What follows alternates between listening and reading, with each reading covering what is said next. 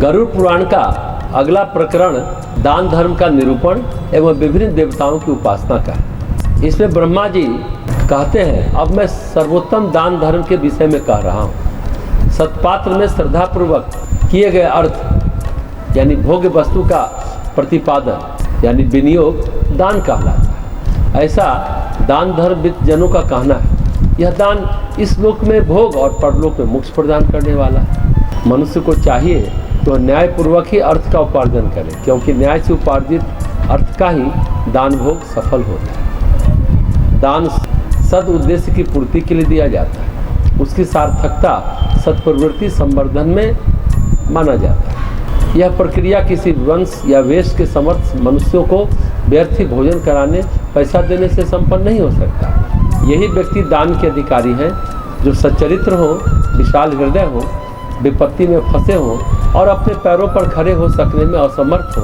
अथवा उनको निर्वाह लेने का अधिकार है, जो सर्वतोभावेन समाज सेवा के लिए समर्पित है। जिनके पास अपनी कोई संपदा या आजीविका नहीं है, ऐसे ही साधु ब्राह्मण कहलाते हैं। मात्र ऐसों को ही व्यक्तिगत रूप से दान लेने का अधिकार। वस्तुतः दान तो सत प्रयोजनों के लिए प्रामाणिक तंत्र के हाथों ही सौंपा जाना चाहिए, अन्यथा श्राद्ध पितरों के लिए उल्टा हानिकारक होता है। उनके निमित्त किया हुआ शुभ कर्म यदि कुपात्र हाथों या अवांछनीय कृत्यों में नियोजित हो तो उन पितरों को दुख होना स्वाभाविक है, जिनके लिए वह किया गया है।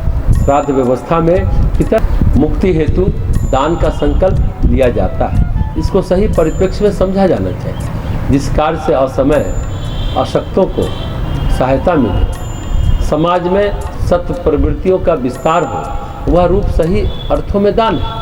वंश ब्राह्मण का हो, वेश साधु का हो, इन शब्दों को उनके भावार्थ में समझा जाना चाहिए।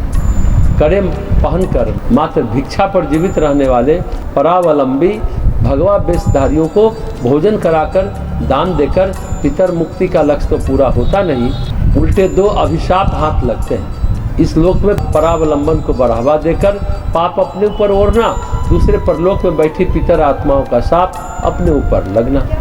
इस दुर्गति से बचने का श्रेष्ठ तरीका यही है कि लोक मंगल के लिए कार्य में लगे सुपात्र व्यक्तियों या संस्थाओं को सत्प्रवृत्ति संवर्धन हेतु साधन दान दिया जाए एवं संभव हो तो समय के रूप में इस बहाने श्रम करने का संकल्प लिया जाए। दूसरे स्थान पर वे व्यक्ति आते हैं जो आपदाओं में फंसने या शक्ति के कारण स्वयं निर्वाह करने में असमर्थ हैं। इन्हें स्वावलंबी बनाने के प्रयास करने से भी पितर मुक्ति होती है।